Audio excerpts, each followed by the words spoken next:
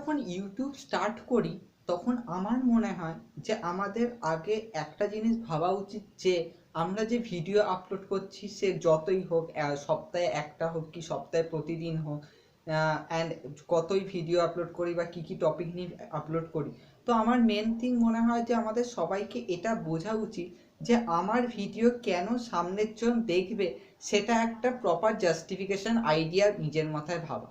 দেখো, আমরা যখন ইউটিউব করছি আমরা ফার্স্টে আগে নিশ্চয়ই কারোর না কারোর ইউটিউবে মানে ইনফ্লুয়েন্স তো হই।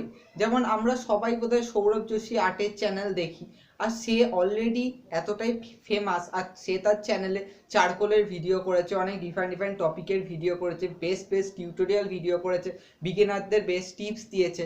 তো আমার মনে হয় আমরা যখন ইউটিউব স্টার্ট করি অ্যাজ যে ক্যাটাগরি হোক, আমাদের ফার্স্টে আগে দেখা উচিত যে এই ক্যাটাগরি বা এই প্ল্যাটফর্মে অলরেডি বেস্ট ওয়ান কারা কারা আছে। এখন দেখো, যদি আমাদের ক্যাটাগরিতে যে সমস্ত বেস্ট ওয়ান আছে তাদের মতো করে যদি আমরা ভিডিও আপলোড করি, তাহলে দেখবে একটা জিনিস অনেকেই অনেক সময় কমেন্ট করে যে দাদা আমরা তো এই জিনিসটা আগেই ওই চ্যানেলে দেখে নিয়েছি, তো তুমি কেন আবার এটা করলে। বা দেখো, অনেকেই হয়তো এরকম বলতে পারে যে দাদা তুমি তো পুরো কপি করলে, বা তুমি তোমার চ্যানেল কেন দেখবো। বা সেরকমই অনেকে অনেক কিছু এটা নিয়ে অনেক মন্তব্য করে যখনই আমরা ইউটিউব স্টার্ট করি। দেখো, একটা কথা যে আমিও নিজে যখন ফার্স্ট ইউটিউব স্টার্ট করেছিলাম আমি ভেবেছিলাম যে কেন আমার চ্যানেল সবাই দেখবে। তো সেইখান থেকে শুরু করে আমি আজকে ইউটিউবে একটা ডিফারেন্ট টাইপ অফ টিউটোরিয়াল দেওয়ার চেষ্টা করেছি। যদি তুমি আমার প্রথম প্রথম ভিডিওগুলো দেখো, আমি ফার্স্টে পোর্ট্রেট আপলোড করতাম ঠিকই, কিন্তু আমি কখনো রিয়েলিস্টিক পোর্ট্রেট আঁকতাম না। আমি পোর্ট্রেটে ফেসের কালার ইয়েলো, তার সাথে পুশ অ্যান্ড ব্লু, কখনো কখনো গ্রিন ইউজ করে করে একটা ডিফারেন্ট কালার দিয়ে ড্রয়িং করানোর মানে কালার কম্বিনেশন করে একটা অ্যাট্রাকটিভ করার চেষ্টা করতাম। বাট লাস্ট আমি যখন ডিসেম্বর মাস, তখন আমি দেখেছিলাম যে আমাদের ইউটিউবে খুব কম ইউটিউবাররাই আছে যারা সাবজেক্টিভ ড্রয়িংয়ের ওপর কাজ করে। যেমন দেখো, আমি অনেক ভিডিওতেই বলি যে যারা আর্ট কলেজের জন্য প্রিপারেশন নিচ্ছে তাদের বেস্ট হচ্ছে কম্পোজিশন আর্ট ইউজ করা। যেমন ধরো, কম্পোজিশন আর্টের মধ্যে ধরো দৈনন্দিন জীবনে যা যা ঘটে যাচ্ছে, বা যেরকম ফেস্টিভ্যাল, দেখো ফেস্টিভ্যালের ড্রয়িং সবাই পারে, কারণ এগুলো অনেক কম্পিটিশন টপিক, বা যারা ড্রয়িং ক্লাসে করো তারা পারবে। কিন্তু যেগুলো দৈনন্দিন জীবনে ঘটে যাচ্ছে, কিছু নর্মালি সাইন্টিফিক অনেক কিছু প্রজেক্টের কাজ থাকে, এইগুলো আমি দেখলাম যে ইউটিউবে খুব কম আপলোড হয়। অ্যান্ড তাই জন্য আমি জানুয়ারি মাস থেকে আমি ওই টপিকগুলো নিয়ে ডিসকাস করা শুরু করি। অ্যান্ড আমি আজ অবধি আমি দেখেছি যে ওই ভিডিওগুলোতে অনেক ভালো ভিউজ আসে, বা অনেকে দেখি ওই ভিডিওগুলো বলে ভালো হয়েছে। তো আমি দেখি যে আমার চ্যানেলে বেশিরভাগ ক্ষেত্রে যখন পোর্ট্রেট ভিডিও আপলোড হয় তাতে ভিউজ কম আসে, কিন্তু ওই ভিডিওগুলোতে ভিউজ বেশি আসে। তো আমি ওখান থেকেই বুঝে গেছিলাম যে আমার অ্যাজ এ ভিউজ তোমরা আমার চ্যানেলে কি দেখতে পছন্দ করো। দেখো, আমাকে যারা সাবস্ক্রাইব করেছো তারা অলরেডি অন্য অনেক চ্যানেলকে সাবস্ক্রাইব করেছো। তো তোমরা জানো যে আমি এই চ্যানেলটা থেকে এইগুলো জিনিসগুলো আমি আইডিয়া নিতে পারবো। তো আমাকে ওই অন্য টাইপের আইডিয়া আমাকে অন্য কোথা থেকে নিতে হবে। তো অ্যাজ এ দিস আমি বলবো যে যদি তোমরা আমার চ্যানেলে ফার্স্ট এসে থাকো তাহলে বলবো যে আমি আমার চ্যানেলে এখন আর ওই রকম ভিডিও করি না, যেমন ধরো কোনো পোর্ট্রেট টিউটোরিয়াল বা সিম্পল কোনো ল্যান্ডস্কেপ, কারণ এই সমস্ত ভিডিও এর আগে অনেক চ্যানেলে অনেকে করেছে। তো আমি যখনই করব আমার ভিডিওগুলো সেরকম ভিউজই আসবে না, কারণ আমার ওই রকম ভিডিও অলরেডি অন্যান্য চ্যানেলে অনেকে করে রেখেছে। তো আর তারা যেহেতু অনেক দিন ধরে করছে তাদের ভিউজও বেশি আছে, তো তোমরা অবভিয়াসলি তাদের ভিডিওগুলোই বেশি পছন্দ করবে।